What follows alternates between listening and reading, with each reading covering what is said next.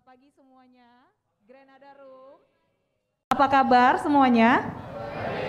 Wah, ini terima kasih sebelumnya hari Sabtu. Ini dari mana aja nih?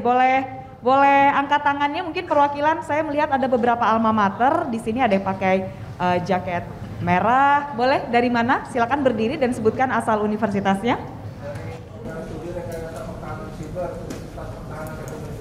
Oke, Universitas Pertahanan Republik Indonesia. Kalau yang di sebelah sini yang warna biru, ini dari mana? Oke, di Bandung. Wow, jauh-jauh, boleh tepuk tangannya dong untuk yang dari Bandung jauh-jauh ke sini. Oke, teman-teman, hari ini atas nama CIFP dan FPCI kami mengucapkan terima kasih sudah meluangkan waktunya dan kita akan berdiskusi pada hari ini. Topiknya sangat menarik tentunya untuk teman-teman karena kita akan berbicara mengenai the global digital battleground. How should Indonesia position itself? Nah, kita tahu bahwa perkembangan dunia digital ini sangat pesat sekali. Apa yang kita punya sekarang nih, yang di handphone misalnya, aplikasi, website yang setiap hari sangat gampang, sangat mudah kita akses sehari-hari. Mungkin 10 tahun yang lalu belum ada begitu ya. Tetapi dengan perkembangan yang luar biasa, nah we're here nah. Dan tidak bisa dipungkiri, ini akan sangat membantu dan sudah membantu, bahkan sangat membantu dalam aspek kehidupan kita sehari-hari. Mulai dari yang di kampus mau belajar, ya kan? Kemarin kita sempat ada pembelajaran jarak jauh, terbantu dengan adanya akses internet dan juga teknologi yang begitu luar biasa mumpuni. Dan ternyata luas sekali, tidak hanya sebatas itu saja, bahkan ternyata teknologi ini bisa membantu dari segi ekonomi juga. Nah, seperti apa ya kira-kira nanti? Tapi dengan adanya kemajuan ini tentu tidak bisa dipungkiri akan membuat atau memunculkan tantangan-tantangan baru pula yang mungkin sebelumnya tidak pernah kita hadapi. Dan kemudian bagaimana kita menjawab tantangan-tantangan tersebut. Menarik sekali hari ini teman-teman, kita akan segera berbincang-bincang.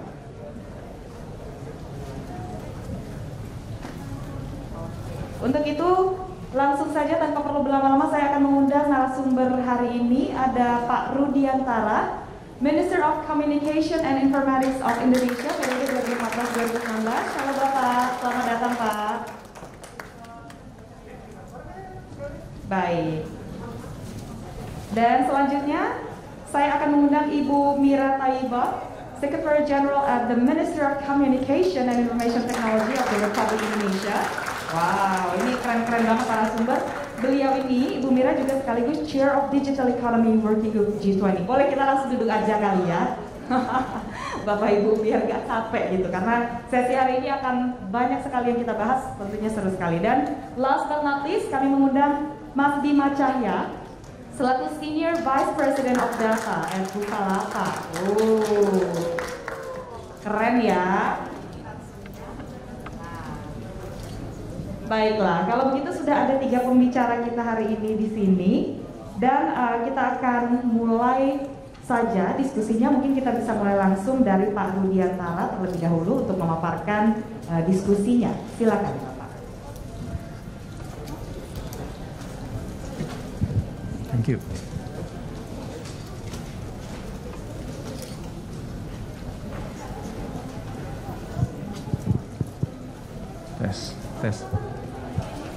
Tes. Assalamualaikum warahmatullahi wabarakatuh. Salam, Om Swastiastu, Namo Buddhaya. Selamat pagi semuanya. Ini buat teman-teman yang dari Bandung, Sampurasun. Itu khas. Saya mungkin akan menginisiasi diskusi ini dengan men-trigger, memantik sebetulnya apa yang terjadi di dunia digital. Dulu itu telekomunikasi basicnya, sekarang udah di digital ya. Nah, boleh pinjam itu slide-nya bisa disampaikan. Nah, ini perjalanan Indonesia karena ini forumnya adalah untuk Indonesia Foreign Policy. Nanti bagaimana memposisikan kita di dalam hingar-bingar perpolitikan dunia. Jadi saya bicara dengan Pak Dino saat itu di konteksnya adalah dikaitkan dengan geopolitik. Ya. Mungkin nanti juga harus ditanyakan sama teman-teman bagaimana perang Ukraina, Rusia dampaknya kepada digital dan dampaknya kepada Indonesia. Itu silakan. Itu karena ada ada dampaknya. Salah satunya adalah scarcity dari IC, chip, tau nggak chip? Nah, itu juga salah satunya akibat perang Ukraine dengan Rusia. Dari 80-an ya, tahun 80-an itu dulu pemasok teknologi di bidang digital atau telekomunikasi itu cuma ada 3. Ada Amerika, AT&T, Siemens Jepang, dan NEC, Siemens dari Jerman dan NEC. Cuman ini bergeser. Dulu 3-tiganya ada di Indonesia masuk, dan itu kekuatan politik dunia luar biasa. Waktu itu presiden kita almarhum Pak Harto diteleponin, ini harus masuk dari masing-masing presiden negara tersebut. Masuk beda-beda. Jadi masuklah mereka 3. Ya, kemudian bergeser tahun 90-an. Itu yang namanya Amerika tergantikan dengan Motorola. Ingat masa mulai seluler di Indonesia tahun 90, pertengahan 90-an ya. Itu Motorola masuk ke Indonesia menggantikan. AT&T hilang, nggak ada lagi di picture. Masuklah Eropa, ada Ericsson, Nokia, Siemens. Kemudian 90-an itu masuk juga Samsung. Samsung ini Korea. Kalau yang atas itu pendekatannya adalah teknologinya pakai GSM, ingat nggak? Yang itu. Ya mungkin saya nggak tahu ya, udah masih ingat di GSM yang orang bilang geser sedikit mati karena BTS sedikit gitu kan. Jangan ketawa. Samsung. Nah, Samsung Korea agak berbeda. Dia masuk CDMA. Dia masuk ke teknologi yang berbeda. Waktu itu ditekan juga. Ya. Waktu itu WTO itu belum begitu kencang. Jadi negara Korea itu pemerintahnya meminta kabel itu pengusaha-pengusahanya buat teknologi. Samsung lah yang satu yang mendrive teknologi CDMA. Terus pemerintahnya pasang badan ke dunia, ya, bahwa ditekan WTO dan lain sebagainya. Enggak, ini untuk kepentingan negara. Tapi setelah berapa lama diperbolehkan masuk. Masuklah juga nanti diperbolehkan oleh Korea. Sekarang CDMA orang lain nggak boleh masuk, tapi dibuka juga silahkan GSM. Tetapi itu industri sudah keburu tumbuh di Korea. Jadi yang mau masuk GSM pun ke Korea nggak bisa, pasarnya udah pasar CDMA. Itu bagaimana Korea memposisikannya.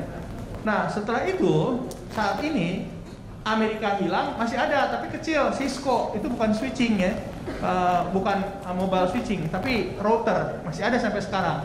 Ericsson masih ada kecil mobile, Nokia masih ada kecil mobile, tapi sekarang menguasai Tiongkok. Huawei dan ZTE. Di Indonesia pasar daripada infrastruktur untuk seluler itu mayoritas itu oleh dua ini, oleh Huawei dan ZTE. Huawei ini menguasai setidaknya setengah dari pasar Indonesia. Ditambah ZTE, Tiongkok ini jadi lebih besar lagi. Nah inilah perkembangan dari ini dan bagaimana memposisikannya. Saya sedikit cerita waktu 5G. Waktu itu kebetulan saya masih di Kominfo. Perang antara Amerika dengan Tiongkok mempengaruhi Indonesia 2018 awal. Ditekan oleh dua-duanya. Yang satu minta dibuka 5G di Indonesia, yang satu mengatakan tidak boleh ambil 5G dari Tiongkok. Saya konsultasi ke Kementerian Luar Negeri, ke Menteri Luar Negeri. Ini kalau gini sebaiknya bagaimana Indonesia? Ya, tapi kan dari sisi politik luar negeri kita selalu mengatakan bebas aktif. Nah, ini teknologi, ini bisnis. Gimana cara bebas aktif itu? Akhirnya cara jalan sendiri. Ya, kita nggak boleh nyerah ditekan oleh yang perang mereka di luarnya, silakan aja, jangan bawa-bawa ke Indonesia kan gitu. Akhirnya waktu itu kita bilang kita juga nggak mau ketinggalan teknologi. Kalau kita katakan tidak masuk 5G, kita ketinggalan. Kalau kita bilang ya perbolehkan, kita ngikut ke satu negara yang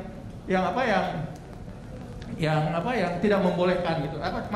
Kalau kita bilang tidak boleh, kita seolah-olah ikut ke Amerika. Kalau kita juga bilang ya sekarang boleh, kita ikut ke Tiongkok. Karena kita juga nggak tahu kedepannya seperti apa. Jadi jalan keluar saat itu adalah, terima kasih. Jalan keluarnya kita perbolehkan, tapi dalam izinnya uji coba. Dipakailah waktu Asian Games 2018, statusnya adalah uji coba. Alasannya waktu itu saya katakan ke Amerika, kita nggak mau ketinggalan teknologi, kita harus tahu. Jadi kita harus lakukan uji coba.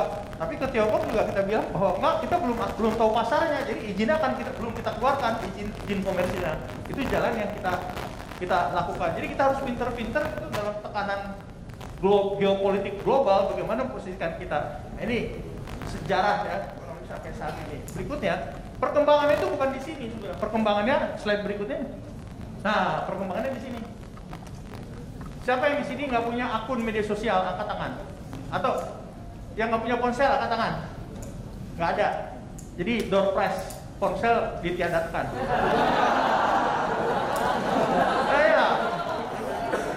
Nih, yang nggak punya akun media sosial, data never sleeps. Setiap menit ada 6 juta search di Google. Setiap menit dibagi 60 detik, ini setiap menit kan, dibagi 60 detik, artinya 6 juta, ada 600.000 setiap detik orang search. Di Indonesia pernah terjadi fenomena 2018 ya, waktu itu kita cek. Di Indonesia itu turun 1 tahun, itu ada 1 miliar lebih orang Indonesia search apa coba yang paling tinggi? Jilbab, hijab, pakaian wanita untuk yang muslim. Makanya waktu itu rame-rame 2016 banyak bisnis yang kaitannya dengan hijab, jilbab kayak gitu, jualannya lewat online. Dan kita punya startup hijab yang sukses, tahu kan? Iya, suka beli di sana juga pasti. Ya, walaupun dia suplainya dari Tanah Abang, dari mana-mana dikumpulin lagi gitu. Nah itu bagaimana search engine. Kemudian yang posting di Twitter, nge-tweet ada berapa setiap menit. Ini ada angkanya.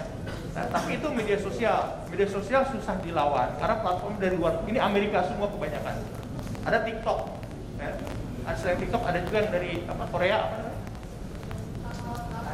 KakaoTalk. Tapi juga mereka pasarnya domestik. Yang secara global kebanyakan ini dari Amerika. Jadi Amerika masuknya itu bukan dari sisi infrastrukturnya, tetapi dari sisi aplikasinya.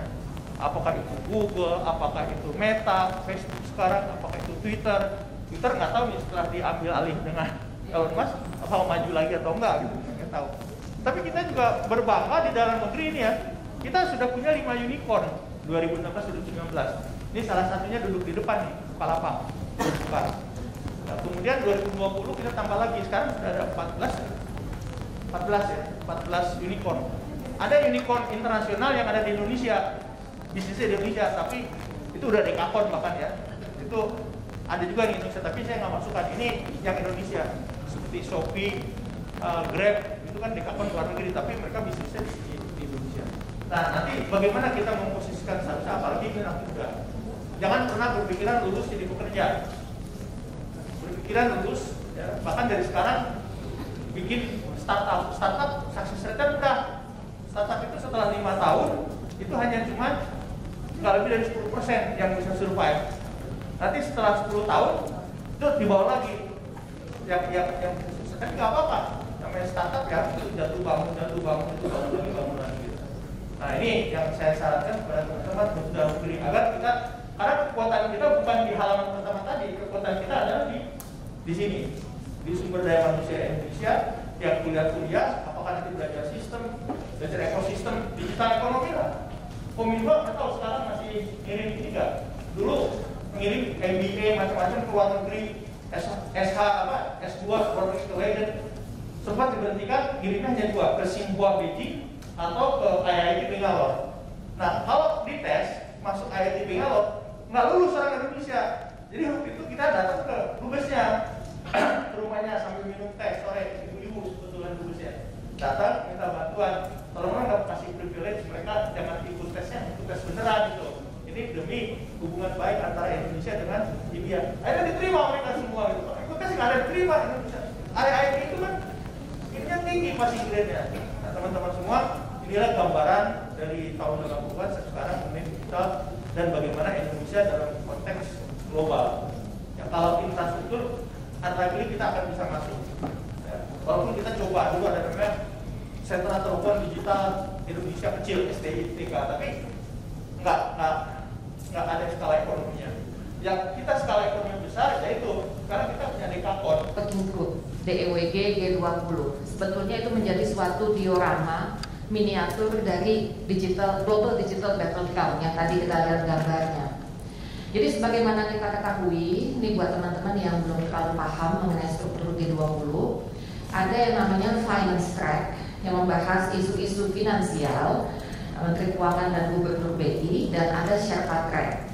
Sherpa Track ini yang membahas isu-isu non-finansial diketuai oleh Menko Perekonomian dan Menteri Luar Negeri. Di bawah Sherpa Track ada 10 working group dan 12 engagement group. Sebagaimana kita ketahui, isu transformasi digital merupakan salah satu agenda prioritas presidensi. Ada 3, salah satunya transformasi digital. Isu digital itu sendiri sebetulnya dibahas di banyak working group. Employment, bahas mengenai digital, pendidikan, kesehatan, dan sebagainya. Kami di Kementerian Kominfo memilih untuk mengadres isu-isu fundamental yang terkait dengan digital. Apa? Yang pertama, connectivity, terutama digunakan untuk post-COVID-19 recovery. Yang kedua, digital skills, digital literacy. Dan yang ketiga adalah cross-border data flow, data free flow with trust. Jadi kita ngomongin konektivitasnya, ngomongin orang yang bisa memanfaatkannya, dan membicarakan mengenai data yang mengalir. Nah, dari 3 isu ini, bisa dikatakan isu kedua, digital literacy, itu adalah isu multilateral. Karena smooth sailing, semua negara anggota relate dengan isu itu, jadi tidak ada perdebatan. Kemudian isu yang pertama, yang connectivity, sebetulnya adalah isu kawasan. Ingat, G20 itu memang betul ada negara maju, G7, tapi ada juga negara yang berkembang. Afrika Selatan misalnya, atau yang upper Brasil.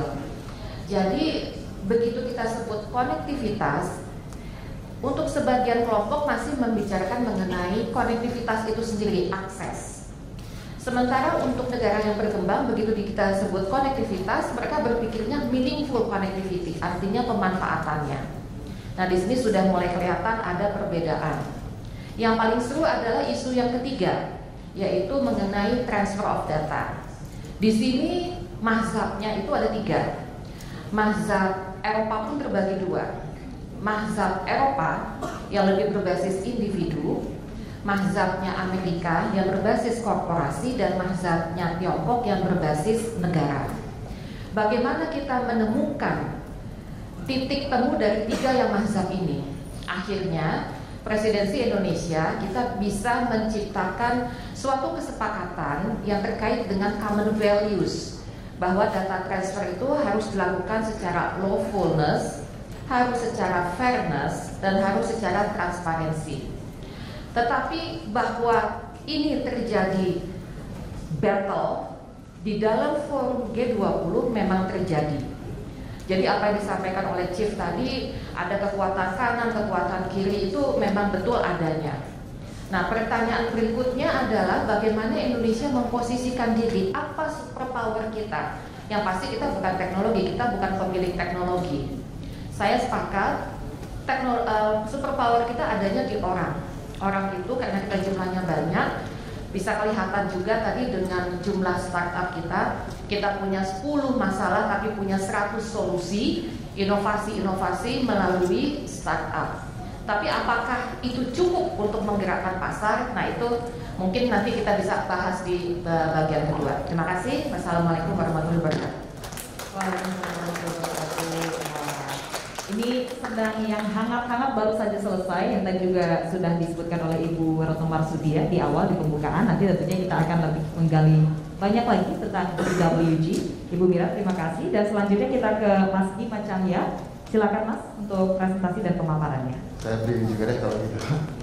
Oke, nama saya Bima, saya SVP of Data di Bukalapak. Tanggung jawab saya semua perihal tentang data, jadi akuisisi data, pengolahan data dalam Bukalapak, penggunaan data dalam analytics, AI, dan semuanya. Jadi kalau angle saya mungkin less dari foreign policy dan mungkin lebih dari private sector ya. Kita kan melihat data dari pengguna kita, apa mereka menghasilkan data, dan kita lihat ya, kita dengan populasi besar kita dan semua startup dan company teknologi, mungkin saya merupakan startup ya yang di-mention di antara itu, kita menghasilkan data yang sangat banyak di Indonesia. Banyak sekali data yang kita hasilkan di sini. Dan sebenarnya tanggung jawab kita dari sektor private itu adalah gimana cara kita mengelola data itu, menjadikan hasil balik terhadap Indonesia. Karena ini kalau di saya paradoksnya yang agak beda ya, mungkin saya bawa sedikit aja. Data itu kalau diutarakan dulu kan seperti minyak atau seperti uang gitu, seperti currency. Tapi kita tidak men-treat data seperti currency. Kalau Anda punya misalnya bank account atau punya e-wallet, punya uang di dalamnya, company wallet itu sebenarnya tidak punya hak besar atas uang itu. Anda yang punya hak, dijaga oleh hukum dan segalanya. Tapi kalau data masih kasusnya beda. Produsen data malah tidak punya hak besar atas data itu, malah penampung data itu yang punya hak besar. Ya. Jadi ini mungkin satu fundamental yang kita di dunia private juga lagi mikirin. Well, ini penggunaan data, penampungan, dan gimana yang bertanggung jawab gitu. Dan ini mungkin something yang menjalar ke policy juga, gimana policy kita memfasilitasi ini. Ini pertanyaan gede ya, mungkin dari saya menganggap aneh, tapi apa namanya, ini something yang kita selalu pikirkan. Ini data seperti uang, it's the new oil, it's the new currency, but then again we do not treat it as currency because it is still controlled by corporate monopolies. I come from corporate, so it's sort of also a paradox that I'm talking about this, but at the end of the day, it is a thought process that I think us as society and us as a big producer of data, one of the biggest in the world, we have to grapple with and we have to be responsible for. Itu sih kalau dari saya. Thank you very much, Mas Bima. Terima kasih. Ada poin yang saya catat paling menarik di sini terkait bahwa penampung data sebenarnya yang punya hak lebih besar atau paling besar untuk di dunia maya, begitu ya. Nanti kita akan bahas bersama para panelis lain dan kita langsung saja ke sesi pembahasan. Nah, Bapak Ibu tadi sudah memaparkan masing-masing pembahasan materi. Jadi kita tadi sudah melihat bagaimana kemudian perkembangan Indonesia dari tahun 1980. Tadi Pak Rudiantara sudah menjelaskan apa-apa saja yang sudah terjadi along the years. Dan Ibu Mira juga tadi menjelaskan mengenai kemarin di G20 kita ada sesi yang namanya DEWG, ya begitu Ibu, membahas tentang digitalisasi, dan ada banyak sekali mazhab tadi ya, ada mazhab dari Eropa, Amerika, dan juga dari Tiongkok yang berbeda-beda. Bagaimana kemudian dicari groundwork-nya untuk mulai dari sana untuk di G20 kemarin. Dan kalau Mas Bima tadi membahas dari segi private sector, bagaimana kemudian ada perbedaan tentang lanskap siapa yang paling punya kuasa begitu atas data. Ternyata kalau di dunia digital itu yang punya paling besar adalah penampung datanya begitu. Dalam hal ini bisa jadi mungkin platform begitu atau aplikasi, ada banyak macamnya. Jadi ini pertanyaan pertama yang mungkin kepada Bapak dan Ibu panelis. Pertanyaannya berarti untuk di Indonesia sendiri, ini situasinya sekarang sebenarnya seperti apa, dan kalau kita bandingkan dengan negara-negara lain seperti negara tetangga di ASEAN, ini bagaimana posisi Indonesia? Mungkin kita bisa mulai dari Pak Rudiantara terlebih dahulu, Pak. Ini yang mana dulu nih, karena kita tadi bicara mengenai infrastruktur sampai kepada data. Ya, boleh dari infrastrukturnya dulu, Pak. Kalau dari sumber infrastruktur, kita bukan teknologi, pencipta teknologi ya. Kita beli semua deh. Ponsel juga paling kita assembling ya. Yang kita bisa lakukan adalah bagaimana menciptakan nilai tambahnya di Indonesia, sama seperti kebijakan pemerintah mengenai nikel itu tidak boleh bahan mentahnya yang dijual, tetapi smelternya di Indonesia. Kita juga begitu. Dulu kita punya kebijakan hardware misalkan ya, ponsel aja waktu 4G itu 30% TKDN. Nah, kita lupa bahwa itu tidak semuanya bisa dilakukan di fabrikasi di Indonesia. Ada skala ekonomi secara bisnis. Kami negosiasi dengan Apple bilang, gua nggak bisa, pasar lu berapa yang mau beli iPhone? iPhone kan nggak kelas high end. Di sini juga mungkin hanya 10% atau berapa persen yang pakai iPhone. Yang lainnya kan pakai Samsung, Oppo dan lain sebagainya kan. Nah, akhirnya kita juga harus berpikir, yang lain mau 30% itu enggak, tapi juga gua itu memproduksi di Tiongkok, Foxconn. Nah, tahu nggak siapa the winner dari satu iPhone? Nah, memang Apple, dia punya brandnya, dia punya engineeringnya, dia paling besar. Nomor 2 adalah Korea, bukan Tiongkok. Di Foxconn yang membangun, karena komponen chipnya itu paling banyak dari Korea. Ada juga dari Taiwan, dibaginya di pabrikasinya di Tiongkok. Ini namanya global supply chain. Kita nggak bisa keluar dari itu. Indonesia nilai tambahnya apa? Akhirnya nilai tambahnya bagi Indonesia negosiasi adalah sumber daya manusia. Kita punya orang banyak, jadi kalau mengembangkan sumber daya manusia, apa? Aplikasi. Jadilah yang namanya Apple Academy di BSD. Kita nomor 2, nomor 1 itu Brazil. Saya negosiasi itu di mana di San Cupertino, di Silicon Valley. Jadi 30% berapa pasar Indonesia, kira-kira kali ini aja itu yang harus spend anak untuk pengembangan sumber daya manusia. Bikin Apple Academy, bikin anak-anak muda Indonesia di sana dididik, dibiayai, bikin aplikasi berbasis iOS. Sekarang kan kita kalau pakai iPhone di iOS itu aplikasinya, ada banyak aplikasi Indonesia itu keluaran dari Apple Academy. Nah itu caranya kita juga harus pintar. Maksa nggak bisa, kita nggak bisa beli iPhone. Apalagi sekarang harus bayar pajak. Beli iPhone di luar negeri, bawa sini di daftar nggak bisa, juga susah. Jadi istilahnya harus pintar-pintar di lapangan. Nggak bisa, pokoknya ini Indonesia. Nasionalisme itu tidak lagi dibangun nasionalisme secara buta, tapi nasionalisme yang memberi manfaat kepada masyarakat Indonesia. Itu salah satu contoh bagaimana menghadapi dari sisi infrastruktur. Kalau dari sisi konten, ya gimana caranya kita kalau belanja ya dari platform e-commerce yang nasional gitu, jangan yang dari kita beli apa, misalkan groceries atau apa, kita belinya dari platform yang internasional. Itu aja. Untuk nasionalisme kita harus jaga terus. Ya, apalagi dari teman-teman Unhan pasti di doktrinnya itu masalah pertahanan nasional dan lain sebagainya. Tapi pertahanan nasional kan tidak lagi perang itu tidak boleh pakai bedil kan. Perang itu sekarang perang cyber, perang apa dan lain sebagainya. Nah kita harus mindsetnya, apalagi anak-anak muda itu harus terbuka. Nggak boleh lagi pokoknya Indonesia. Betul pokoknya Indonesia, tapi bagaimana yang lebih penting memberi nilai tambah ke Indonesia. Pak Jokowi aja berani, Indonesia aja berani. Kita nikel, kita tidak perbolehkan jual kayak gitu. Kita kalah di WTO yang baru beberapa hari lalu kan diumumkan. Tapi kita akan banding, lawan. Ya, tapi kita juga nggak, pokoknya Indonesia nggak bisa begitu. Terima kasih. Oke, baik. Kalau Ibu Mira, bagaimana Ibu Mira?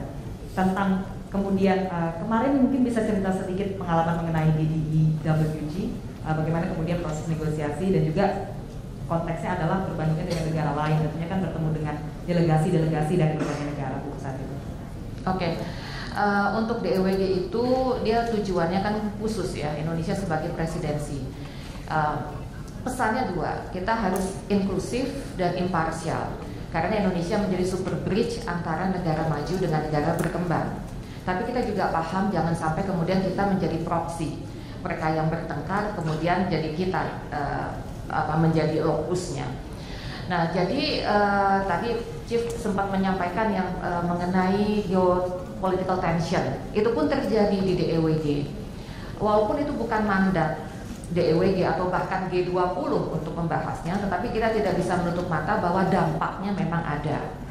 Nah, jadi di situ saja sudah terjadi tarik menarik begitu, yang sebetulnya bukan digital related, tapi isunya seperti itu. Jadi bahwa G20 kemarin, khususnya saya nggak bisa cerita mengatasnamakan yang lain, tapi di working group digital ekonomi bahwa terjadi menjadi battleground itu betul. Nah, Indonesia sebagai presidensi tetap harus menjaga inklusivitas dan imparsialnya itu, dan itu berhasil kita lakukan. Kalau mau dibandingkan dengan negara lain, kita punya side event dari leaders meeting kemarin, yaitu Digital Transformation Expo. Saya nggak tahu teman-teman sempat main ke sana atau tidak, tapi basically dia menceritakan perjalanan transformasi digital Indonesia, yang tentunya pasti yang langsung kelihatan kasat mata tidak dilakukan oleh satu pihak. Satu pihak itu siapa? Bukan saja pemerintah, tapi seluruhnya, termasuk teman-teman dari pelaku industri. Di situ kita juga ada mengakomodasi 8 negara yang juga menceritakan mengenai transformasi digital di negaranya masing-masing. Tentunya ceritanya agak-agak beda ya, karena ada yang sudah sedemikian maju sehingga ceritanya agak berbeda dengan negara lain yang karena ini negaranya mulai dari ada Turki, ada Australia, ada Amerika, ada UAE dan sebagainya. Tetapi yang bisa saya lihat commonalities-nya itu adalah bahwa kita di track yang betul. We are on the right track karena kita bisa sekaligus langsung melihat benchmarking di situ dari negara-negara yang lain ceritanya. Nah, sebetulnya ada satu concern saya. Kalau mau dilihat dari angka, Abji mengatakan sudah hampir 74% masyarakat Indonesia berinternet. Dan ada data We Are Social yang menyatakan bahwa kita menggunakannya internet browsing itu 8 jam per hari. Bahkan media sosial sekitar 3 jam. 8 jam. Sepertiga dari 24 jamnya satu hari ini kita gunakan untuk berinternet. Itu produktif atau tidak? Kita nggak tahu nih, karena di satu sisi penggunaan itu bisa kita lihat tadi gambaran Chief yang ada sekian banyak unicorns, bahkan decacorns. Tapi di sisi lain kita juga melihat adanya hoax. Kita sudah take down konten 3 juta sampai dengan saat ini 1,2 jutanya adanya di medsos. Nah, jadi sebetulnya ini betul-betul tergantung kepada kita. Akses di satu sisi, jadi kita melihatnya bukan lagi memang ketersediaan akses menjadi satu hal yang penting, ketersediaan, kualitas dan affordability-nya itu menjadi penting, tetapi kita juga harus mulai memikirkan kualitas pemanfaatannya. Nah, teman-teman di sini semuanya bermedsos pasti. Nah, tolong dijaga. Itu bagaimana kita menjaga ruang digital kita supaya bisa lebih produktif. Nah, itu mungkin yang menjadi message dari battleground. Maksudnya gini, kita tidak bisa hanya terperangkap dengan isu siapa melawan siapa atau bagaimana posisi kita di situ. Yang penting adalah bagaimana kita memanfaatkan kondisi tersebut. Pemanfaatannya, kita bukan pemilik teknologi, tetapi kita banyak use case sebetulnya yang tidak terpikirkan oleh negara maju. Kita bicara mengenai financial inclusion melalui teknologi digital di Amerika, rasanya lebih pintar kita, karena memang bank account-nya kita memang tidak sebanyak mereka gitu. Artinya kita harus bisa melihat peluang untuk memanfaatkannya sebagai use case kita, sebagai keunggulan kita gitu. Oke, baik, berarti battleground-nya itu di kita sudah berbeda ya Ibu Mira, bahwasannya sebagai generasi muda, khususnya di sini pemanfaatan media sosial, khususnya media digital itu sangat penting karena jejak digital ya. Tadi kita sempat berbicara mengenai jejak digital gitu ya di loading room atau waiting room, bahwasannya kenapa kemudian literasi digital itu menjadi penting ya. Teman-teman mungkin di sini masih ada yang berkuliah gitu atau mungkin ada yang sudah bekerja. Ternyata perusahaan juga zaman sekarang melihatnya tidak hanya dari CV begitu ya yang kalian submit, tetapi juga dari jejak digital. Nah, makanya tadi Ibu Mira juga berpesan kepada kita bahwa penggunaan media sosial bijak itu sangat amat penting untuk diterapkan dan dilakukan. Nah, kalau kita berbicara mengenai perusahaan, kita ke Mas Bima, ini seperti apa? Kalau dari private sector sendiri melihat positioning Indonesia di mancanegara secara bisnis di digitalisasi, bagaimana Mas Bima? Jadi balik lagi ya, kita kan produsen data salah satu yang terbesar. Kita punya masyarakat sangat luas, sangat beragam, dan dari sisi kita sebenarnya inovasi yang dilakukan private sector itu adalah mendekatkan teknologi terhadap masyarakat. Itu sebenarnya yang beda. Dan kenapa misalnya kita data yang contoh seperti Amazon masuk ke India, Amazon juga tadinya sempat masuk ke sini, cuman mereka tidak jadi, tidak ketemu partner yang pas. Itu karena melokalisasikan mereka punya produk itu tidak mudah, dan karena kita yang bangun banyakkan orang Indonesia yang tinggal di Indonesia, besar di Indonesia, mengerti bagaimana cara Indonesia beraktivitas, kita lebih bisa mentranslate teknologi itu terhadap misalnya kehidupan kita sehari-hari. Maka seperti Bukalapak kita juga operatingnya lebih banyak di tier 2 and tier 3 cities. Kita kalau di Jakarta, it's not necessarily our main market seperti Bukalapak ya. Kita malah marketnya lebih ke kota-kota tier 2 seperti Garut, Jember, seperti itulah. Kita fokus di sana memberdayakan UMKM gitu. Dan itu value add yang kita kalau compare sama peers kita di ASEAN aja, kita very fortunate ya Indonesia sebenarnya. Kita walaupun berkembang, tapi kita diberikan opportunity. Kita diberikan investasi yang besar 5 tahun ke belakang, 10 tahun ke belakang ini untuk investasi ke teknologi. Dan investasi teknologinya adalah terhadap aplikasi, terhadap software yang kita ciptakan. Investment ini terus berkembang, makanya kita lihat unicorn kita terus bertambah, itu digenjot terus. Jadi kita sebenarnya kita bisa jadi istilahnya pemula juga di sini, bukan pemula ya, pioneer mungkin dalam lebih depan. Karena negara seperti Indonesia pun dengan Indonesia doang. Kita obviously harus mulai dengan Indonesia, kita harus solve problem Indonesia, tapi seperti Indonesia bukan Indonesia doang. Jadi market Indonesia pun sebenarnya untuk teknologi ya, company teknologi ini yang saya bicarakan, kita marketnya eventually bisa melihat tempat lain. Belum, mungkin Gojek aja yang udah bisa melakukan itu, karena mereka pun yang paling besar yang paling berpengalaman. Tapi bisa lihat lebih luas juga sebenarnya. Indonesia luas, kita bisa tidak fokus terhadap kota-kota besar aja, tapi eventually kesananya juga kita bisa mensupport negara-negara seperti Indonesia dan memberdayakan UMKM mereka. Mungkin satu hal yang lagi yang aku mau yaitu soal kondisi digital atau informasi yang salah, misinformation, fraud, cyber security ya. Ini menurut saya adalah suatu topik yang harus benar-benar diperhatikan, karena kita produce data banyak, kita tambah banyak dunia ini produce data. Banyak dari data itu bukan data yang akurat, benar, dan diproduce dengan intent yang positif gitu. Ya, itu satu hal yang kita mesti aware. Pada saat kita menggunakan internet, menggunakan informasi, kita tuh menggunakan internet itu sangat besar. Ya, kita ada exabytes of data, which is terabytes, peta, terus extra diproduksi setiap hari di internet on public domain. Dan itu kita tuh melihat itu dengan lensa yang sebenarnya sangat kecil. Kayak gitu, ponsel kita, keyboard kita, dan kita menggunakan teknologi seperti Google, social media untuk mensaring data-data itu dan menyajikan apa yang kita mau disajikan, termasuk Bukalapak atau Tokopedia atau e-commerce atau Gojek, mengconnect hal-hal yang ada di internet gitu ya. Dan itu semakin banyak ada aktor jahat di internet, itu kita harus semakin aware, karena nantinya kita bisa ditipu, kita bisa disalahgunakan.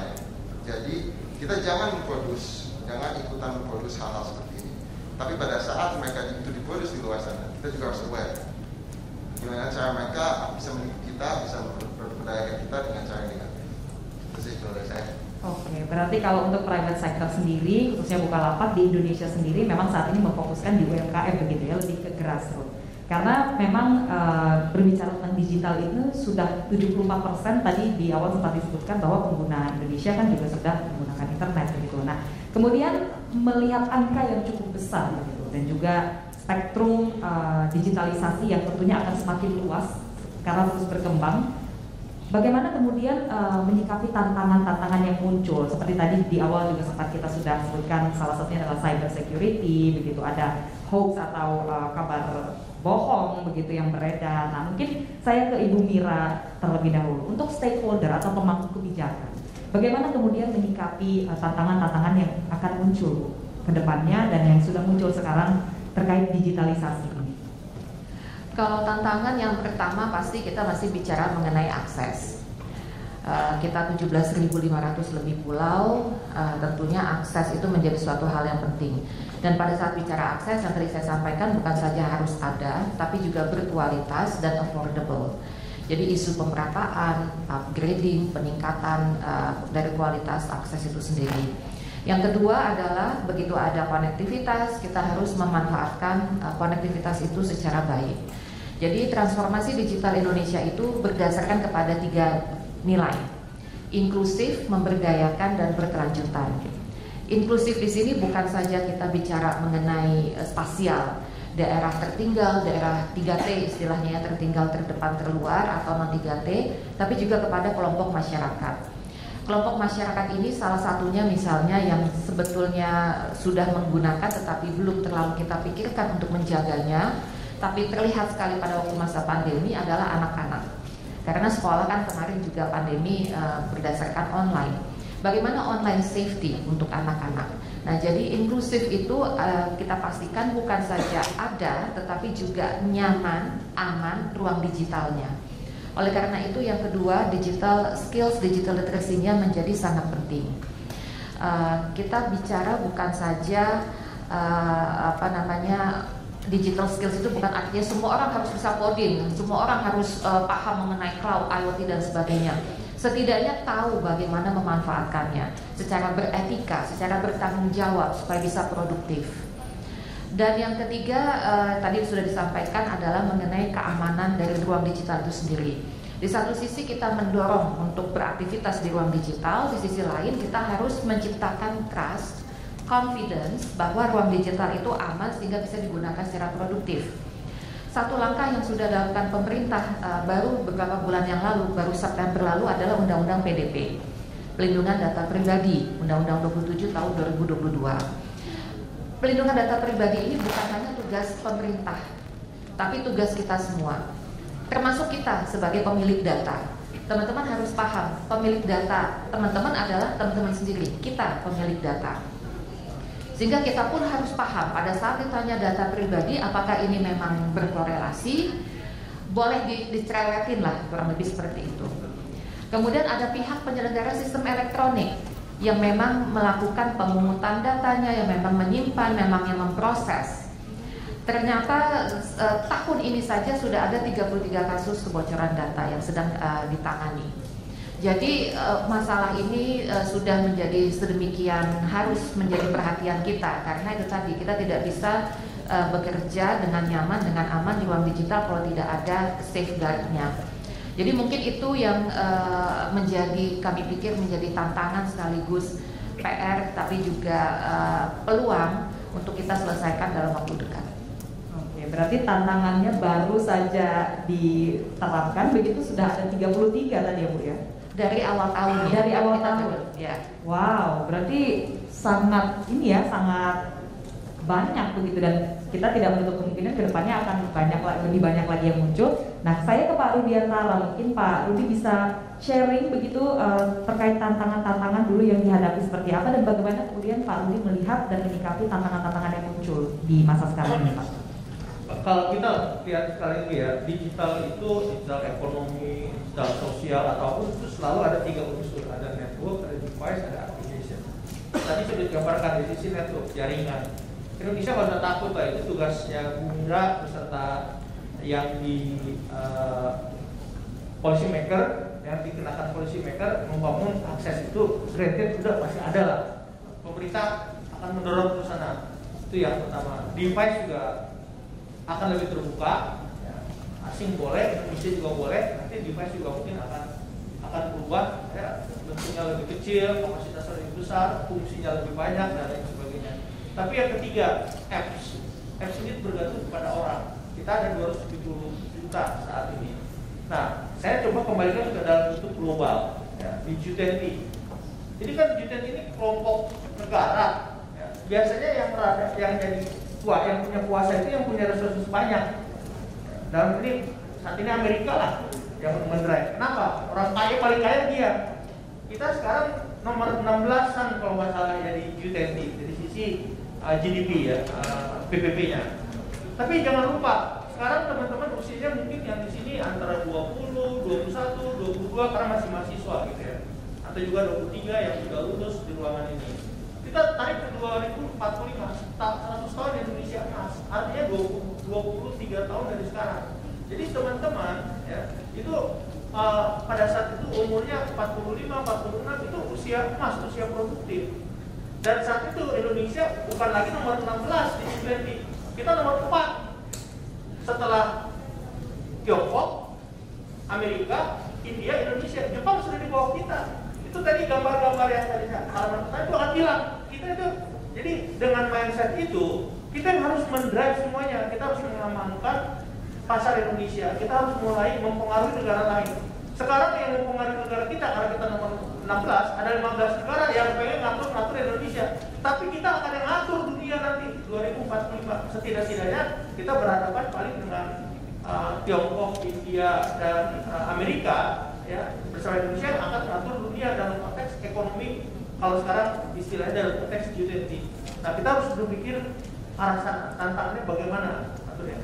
Nah, di Nexicon, saya kebetulan di Foundation Nexicon, kita sekarang sedang memilih unicorn Indonesia yang kita bawa ke luar negeri, ke Timur Tengah, base-nya nanti di Timur Tengah di Saudi Arabia, untuk menjadi hub-nya operasi mereka di MENA, Middle East, North America. Jadi bukan nanti seperti Google ada di Indonesia, kita harus membawa unicorn Indonesia ke luar negeri. Ini kebetulan ada jalan yang ke Timur Tengah ini hasil Nexicon yang kemarin. Kita identifikasi ada 3 yang sudah disepakati akan kita bawa ke luar negeri. Jadi kita berpikirnya jangan inferior gitu loh. Jangan hanya pasar Indonesia, tapi bagaimana kita juga istilah merangsek ke luar negeri. Caranya banyak, dan hanya dengan digital yang memungkinkan. Kalau kita bikin pabrik ya, pabrik sepatu atau apa, pabrik besi atau apa, susah. Kita akan ekspor keluar perusahaan korporasi Indonesia, BUMN atau swasta, itu lama. Tapi dengan digital itu memungkinkan semuanya. Dan jangan lupa, 22-23 tahun lagi kita akan berada Indonesia emas, kita secara ekonomi akan nomor 4 di dunia. Dan itu harus dimanfaatkan dari sekarang. Itulah tantangan dan bagaimana caranya kita mengadres ini semua. Terima kasih. Berarti membangun road to 2024 nanti Pak, atau maksudnya road to 2044 di 45 di Indonesia Emas. Nah ini nanti akan banyak sekali tantangan, apalagi anak-anak muda begitu ya Pak, yang nanti masa depan negara atau bangsa ini ada berada di tangan kita semua anak-anak muda. Nah kalau dari Mas Bima sendiri, seperti apa dari private sector Mas, tantangannya dan juga kemudian bagaimana menyikapinya? Oke, tantangan kalau dari kita biasa kita suka ngomong talent ya, cuma kita melihat itu actually membaik akhir-akhir ini. Kita melihat over the last 5 years investasi di talent di Indonesia terus di West, dan kita melihat banyak produk yang luar biasa yang datang dari Indonesia ya. Dan itu kita ngeliat udah bukan lah. Palingan yang paling besar adalah sekarang ya kejahatan online ya. Sebenarnya itu tantangan kita paling besar. Data-data palsu, seperti orang mau jualan Bukalapak tapi sebenarnya nggak punya barangnya gitu, cuman mau nipu pembeli. Itu tuh banyak banget terjadi. Kita punya tim khusus yang selalu memonitor itu semua. Tapi produsen data palsu, orang beroperasi di internet dengan intensi yang negatif, itu tuh banyak sekali terjadi ya di dunia kita sekarang. Dan awareness dari sisi kita sebagai mediator, kita bertanggung jawab untuk make sure itu secure ya untuk customer kita. Tapi ya itu dia, kita juga harus bikin awareness dalam sisi customer. Mereka juga harus tahu kalau mereka lagi mau barang, mencari sesuatu, kalau apakah ini barang asli, apakah ini barang dijual dengan intensi yang positif, emang mau dagang ya? Apakah mereka sebenarnya cuma mau nipu gitu? Kalau mereka mulai pertanyaan-pertanyaan aneh seperti kayak, oh Kak langsung aja Kak DM gitu, atau kayak mereka mulai kayak, oh Kak bayar aja dulu nggak apa-apa, nanti saya kirim pasti Kak gitu. Nah udah, itu sering banget kita lihat terjadi gitu makanya di sini. Dan orang ya menggunakan banyak oportunis yang suka melakukan ini gitu. Jadi kalau dari sisi kita emang salah satu yang beda adalah trust ya, trust terhadap platform, terhadap data yang diproduksi dalam Indonesia, terhadap engagementnya terhadap orang di sebelah sana. Karena barrier of entry makin rendah ya, jualan makin gampang, melakukan apapun makin gampang, otomatis yang nipu juga makin gampang. Yang paling susah tantangan bagi kita adalah bikin susah buat yang nipu, tapi gampang yang mau buat langsung. Nah, jadi ada banyak opportunity makin ke depan ya. Kalau dulu dibilang salah satu, dan saya dari data salah satu area yang paling bakal besar adalah AI, IoT, dan AI itu bagian dari data ya, data analytics. Menurut saya sekarang udah nambah, itu cyber security. Itu akan jadi area yang sangat besar karena semakin gampang memproduksi data, semakin gampang barrier of entry, semakin banyak orang yang akan beroperasi negatif. Dan itu kita butuh dari sisi, kalau cyber security lebih teknikal ya, dari sisi kayak tidak ada pembocoran data, tidak ada hacking, tapi juga dalam sisi trust dan safety ya, dalam sisi orang yang mau datang dengan intensi buruk gitu, gimana cara kita menjaga itu. Jadi itu sih kalau menurut saya tantangan besar sekarang. Oke, berarti dengan akses yang mudah, ternyata juga ada sisi lain di balik itu ya, bahwa kemudian yang nipu juga makin banyak. Tapi kalau boleh tanya sebelum kita ke floor habis ini, pertanyaan yang paling aneh yang pernah didapat apa tuh? Boleh nggak di-share? Yang paling aneh nih, kan tadi banyak pertanyaan-pertanyaan yang aneh nih katanya. Boleh di-share nggak? Satu aja mungkin. Pertanyaan aneh di platform ya? Aduh, apa yang aneh ya? Yang paling aneh yang mau punya tendensi kira-kira untuk menipu gitu, nah kira-kira apa nih, bisa dilihat dari mana? Oh, ini saya nggak aneh sih, cuma menurut saya lumayan complicated dan ini menunjukkan betapa kompleksitasnya. Dan ini juga kita industri bergabung ya bersama e-commerce yang lain untuk mengkombat ini. Jadi misalnya ada contoh, dia nge-posting barangnya di Tokopedia, dia jual kulkas harganya 8 juta, harga asli kulkas itu mungkin 15 juta gitu ya, atau kayak dia jual HP yang harga 3 juta dijualnya 1 juta gitu di Tokopedia. Dia message langsung kayak, oh Pak, pasti lebih murah di Bukalapak Pak. Nah pas ke Bukalapak, mereka tidak pernah intensi untuk memberikan HP-nya, mereka cuma menyalurkan dananya keluar dari Bukalapak. Dari Bukalapak, ini orang cuma beli top up dana gitu, atau beli kayak top up e-money. Loh kenapa ada kulkas? Terus dari Tokopedia, nah itu kan cuma ngobrol doang terus habis itu pergi. Ini apa yang terjadi? Nah pertama kita nggak tahu, kita cuma ngeliat orang top up e-money, di sebelah sana cuma ngeliat orang ngobrol soal kulkas. Nah ujungnya kita membentuk sebuah konsorsium effort lah, dimana kita nge-sharing kalau ada inisiatif seperti ini, kita ngobrol gitu. Ini orang ngobrol di platform lu, tapi nyalurin dana di platform gua, kita blok dua-duanya. Nah ini salah satu inisiatif dari sisi private ya, dan ini progresnya lama ya, karena ada banyak data pribadi, ada hashing yang harus dilakukan, obfuscation yang harus dilakukan. Karena kita nggak bisa bilang kayak, nomor telepon ini nipu di gua, nipu di lu, nggak, kan ada bisa disalahgunakan juga ya. Jadi kita banyak metode untuk nge-hash datanya supaya kita bisa data kayak, oh bentuk seperti ini nih, hash seperti ini yang ada nih, yang lagi menipu di saya. Di kalian nipu juga nggak? Kalau nipu, monggo di action sesuai dengan polisi kalian. Vice versa, mereka juga bilang, ini ada yang apa namanya hash seperti ini nipu nih pas saya, monggo di action seperti yang polisi kalian. Jadi makin kompleks mereka nipunya, nggak cuma nipu di dalam Tokopedia, di dalam Bukalapak, di dalam Shopee gitu, udah mulai cross platform. Nah, jadi kejahatan-kejahatan seperti ini yang mesti diperhatiin. Dan pada kelihatan awalnya itu buat orang kayak, ya ibu mau beli HP 3 juta, gue mau beli 1 juta, ya waktu aja barang mau jual kan. Tapi if it's too good to be true, most of the time it is too good to be true. Ya, jadi jangan, hati-hati dengan apa namanya orang menawarkan sesuatu yang too good to be true. Itu biasanya awal mereka mencoba masuk ke personal kalian dan mencoba gain something lah untuk kalian. Oke, berarti sekarang sudah semakin canggih begitu ya, sudah semakin canggih teknologi, semakin canggih pula akal bulus begitu ya, modus-modus yang muncul untuk bisa kemudian berbuat jahat katakanlah di platform di media sosial ataupun di digital platform dimanapun di Indonesia ini, cross platform juga ada begitu ya. Dan tentunya ini semakin penting literasi digital kepada generasi muda khususnya, dan juga kepada seluruh masyarakat untuk kemudian bisa aware untuk hal-hal seperti ini ya. Baik, kita akan menuju ke sesi Q&A, question and answer dari teman-teman yang hadir di sini. Sepertinya sudah banyak sekali nih menyiapkan pertanyaan dan juga ingin bertanya langsung kepada narasumber. Kami persilakan pertama-tama kepada Universitas Komputer Indonesia.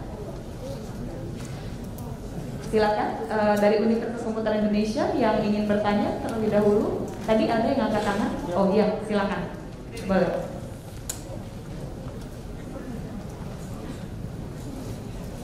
Ya, terima kasih. Ya, sebelumnya perkenalkan, nama saya Valencia Ramela. Mungkin sebelum saya lanjut, saya boleh minta tolong Pak Panitia matiin kasihan ini enggak?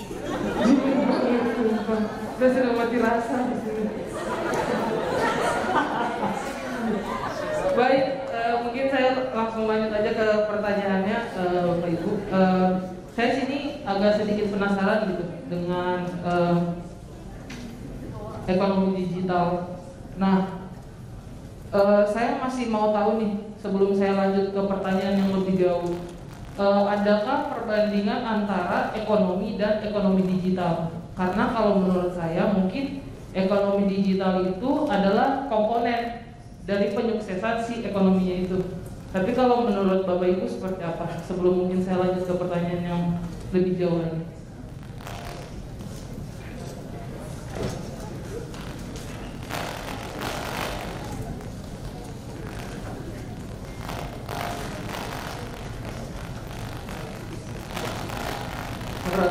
Silakan Bapak, langsung dijawab. Ini namanya Valencia ya, udah cetak 3 gol. Oh iya benar Pak. Pemain Ekuador. Iya, Ekuador kemarin ya. Tapi kedinginan, orang Bandung kedinginan di sini.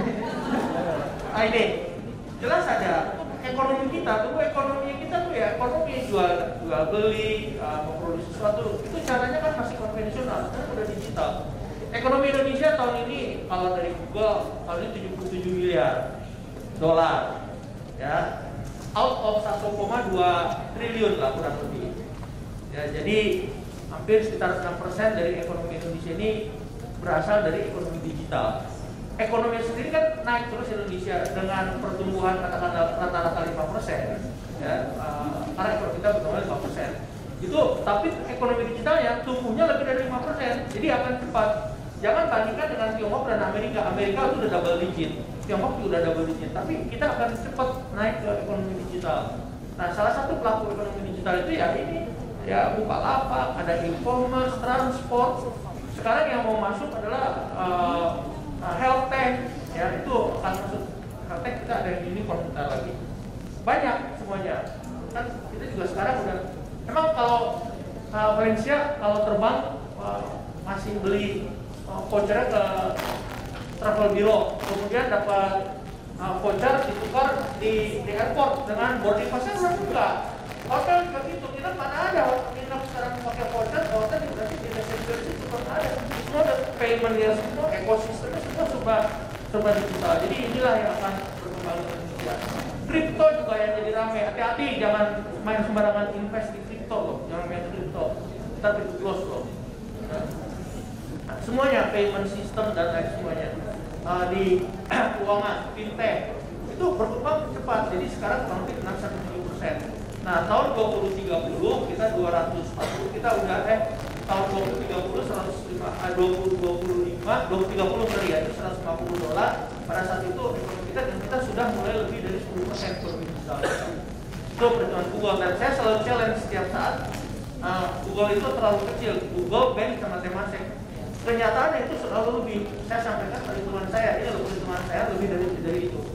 Jadi itu, jawablah karena mereka namanya gede itu dipakai di mana-mana karena sifatnya juga ASEAN pakai patokan itu. Tapi saya harus kalibrasi ya, bahwa kita itu tidak 6%, kita mungkin sekarang 8%. Jadi kalau nanti 2030 kita $150 miliar terhadap GDP kita yang 1,4 triliun, berarti kan sudah 11%. Nanti mungkin kita pada saat itu sudah 30%, tapi Tiongkok saat itu 25%, 30%, lebih cepat lagi. Jadi ada kaitannya dengan itu dan salah satunya pelakunya adalah perilaku kita sendiri yang sudah semuanya pakai digital. Pesan ini aja pakai travel, kalau itu udah digital sekarang mau pakai lagi voucher datang ke travelnya. Kan dekat tempat kuliah itu ada yang banyak travel yang Jakarta Bandung kan, ya pesan kayak gitu. Makasih. Baik, sudah berbeda ya Pak ya perilakunya. Dan kalau dari Ibu Mira mungkin ada yang ingin ditambahkan? Mungkin sedikit menambahkan, perhitungan sekarang itu mungkin agak sulit untuk menangkap ke formal karena digital banyak juga memfasilitasi kegiatan-kegiatan informal, tapi itu PR yang berbeda lah. Tapi idealnya sekarang kita menyebutkan ekonomi digital, mungkin dalam 15 tahun ke depan seharusnya kita sebut ekonomi ya, karena digital sudah menjadi default, sudah menjadi embedded dalam semua kegiatan kita. Nah, saya selalu ngomong gini 15 tahun ke depan, tapi ngomongnya dari tahun 2017 ya, sebenarnya udah maju sudah ongoing ya betul. Baik, silakan Mas Bima mungkin ada yang ditambahkan? Ya, mungkin kita mesti lihat the full chain of economy ya. Kayak kita beli sesuatu di warung, beli kayak odol di warung gitu. Itu kan odol itu diproduksi, didistribusi, nyampe ke warung, kita butuh, kita beli. Nah, digitalisasi ekonomi itu belum tentu harus semuanya digital, bisa aja sebagian memang sudah digitalisasi. Mungkin yang sekarang kalau kita sangat sadari, N yang udah digitalisasi. Produsennya, distribusinya belum, tapi kita belinya sudah. Nah kalau kayak Bukalapak kita malah mau comot tengahnya, warungnya mau kita digitalisasi. Jadi dia supply chain-nya dia sudah tidak manual, dia sudah tidak datang ke distributor beli odol gitu, saya butuh sekian.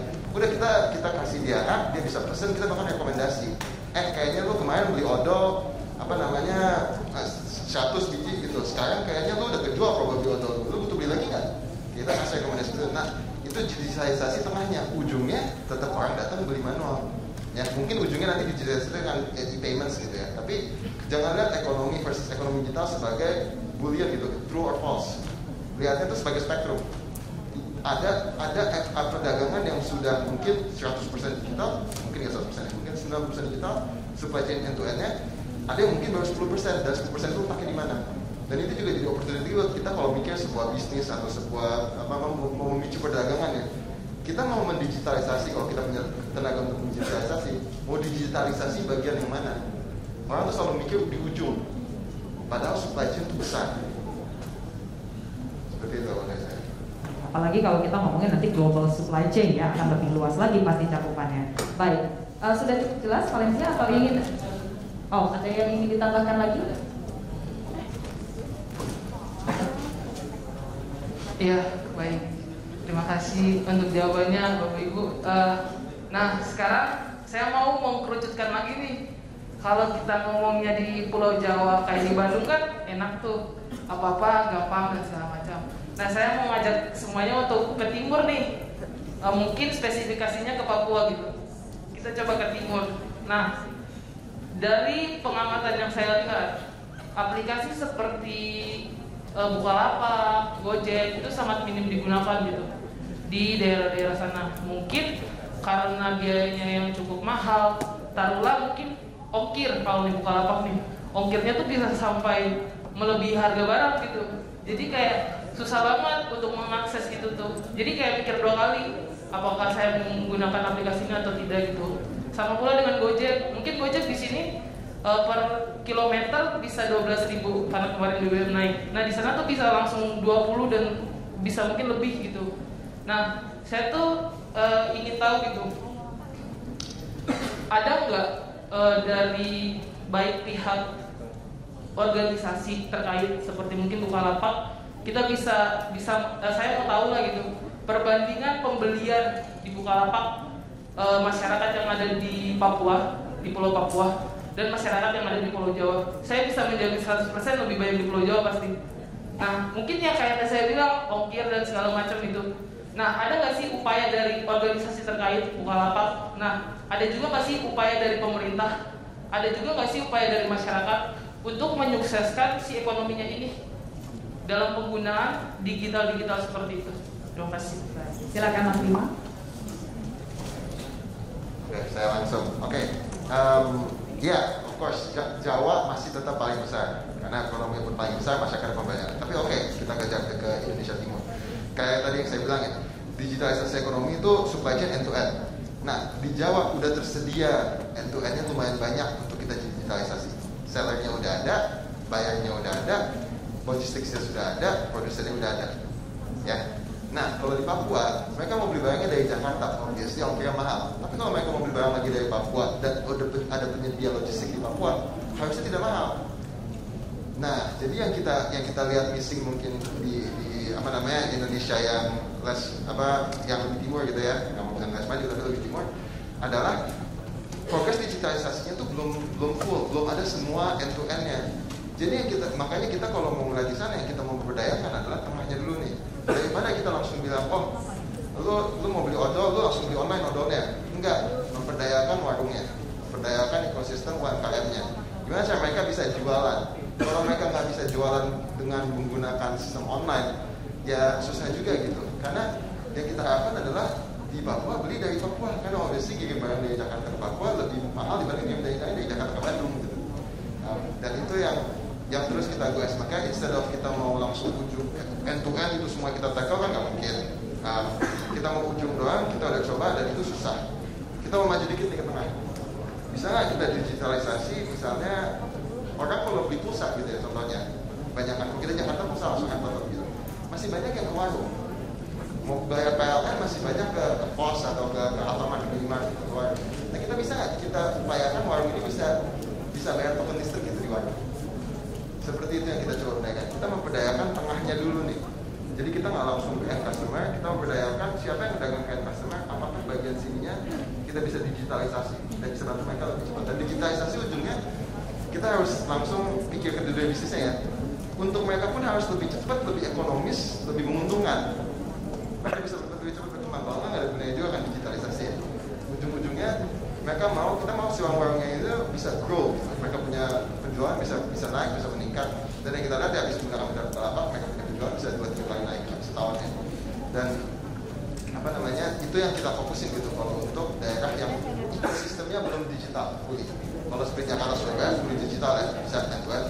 Dan itu obviously lebih mudah gitu. Itu sih kalau saya. Oke, baik. Terima kasih Mas Bima atas jawaban dari pertanyaan Valencia. Kita sudah banyak pertanyaan, bahkan saya pribadi ini masih banyak pertanyaan, cuman baru saja diinformasikan bahwa waktunya sebentar lagi akan habis. Ya, penonton kecewa tuh. Penonton kecewa karena memang sesi ini menarik sekali kalau kita saya usul aja biar bagaimanapun ini generasi muda Indonesia. Ya. Jadi keingintahuan mereka itu merepresentasikan seluruh mereka ingin berkembang. Betul. Jadi pertanyaan itu karena panitia mengatakan waktu sudah habis itu dikumpulkan. Nanti kirim fasilitasi oleh panitia lewat email atau apa, siapa nama jelasnya, email ada siapa, nama siapa. Nanti kirimkan kepada kami nanti bantu respon. Ya, paling tidak 100% terpuasan, paling tidak ada jalan lah. Itu saran saya. Terima kasih. Baik, boleh ya, mungkin terima kasih Bapak Rudiantara, nanti dibantu teman-teman panitia untuk bisa menyatukan pertanyaan-pertanyaan, dicatat dari siapa, ditujukan kepada siapa untuk nanti dikirimkan kepada narasumber atau panelis kita pada hari ini. Jadi sebelum kita menutup, Bapak Ibu sekalian, boleh kami minta waktunya 1 menit untuk memberikan closing statement dan juga pesan atau himbauan kepada para peserta hari ini. Kita mulai dari Mas Bima terlebih dahulu. Oke, kalau dari saya mungkin stay curious ya, stay safe, know what's around you, stay curious. Jangan don't stop being critical. Jangan anggap semua yang kalian sesuatu langsung iya aja. Think about things in a critical way ya. But stay curious. Selalu mau tahu lebih dalam. Itu ujung-ujungnya gimana cara kita banyak di dunia industri kita berinovasi itu dengan selalu bertanya, selalu stay curious. Jadi itu mungkin dari saya. Stay curious, baik. Terima kasih. Boleh tepuk tangan dulu dong untuk Mas Bima. Baik, selanjutnya kita ke Ibu Mira Taiba. Silakan Ibu. Bahwa kita bisa maju karena kita bekerja bersama, berkolaborasi. Jadi teman-teman yang ada di sini jangan merasa hanya menjadi sebagai pengguna. Kalian juga adalah yang ikut menentukan bagaimana kita menggunakan teknologi digital secara berkualitas. Jadi teman-teman, tolong sekali lagi jaga jempolnya masing-masing. Jangan sampai ada kejadian apa-apa di medsosnya. Jempolmu adalah harimaumu. Jadi tolong kita jaga sama-sama ruang digital kita yang bersih, yang beretika dan bertanggung jawab. Saling before sharing begitu ya Bu ya. Baik, boleh tepuk tangan untuk Ibu Mira. And last but not least, Bapak Rudiantara, silakan Pak memberikan closing statement-nya. Saya kan a firm believer dengan masa depan Indonesia, dan masa depan Indonesia adalah yang ada di ruangan ini. Manfaatkan tadi sebelum 2045 kita 2032 puncak bonus demografi. Lebih baik kita berbuat sedikit kesalahan tapi tahu itu salah dan kita perbaiki daripada kita tidak berbuat apa-apa. Dan digital itu memungkinkan semuanya. Selamat menyongsong masa Indonesia yang lebih cerah. Selamat menyongsong nanti Indonesia emas. Terima kasih. Wassalamualaikum. Boleh beri tepuk yang lebih keras untuk ketiga pembicara kita. Ada Pak Rudiantara, Ibu Mira Taiba dan Pak Dimas Cahya. Kalau perlu kita bikin forum seperti ini di Unicom.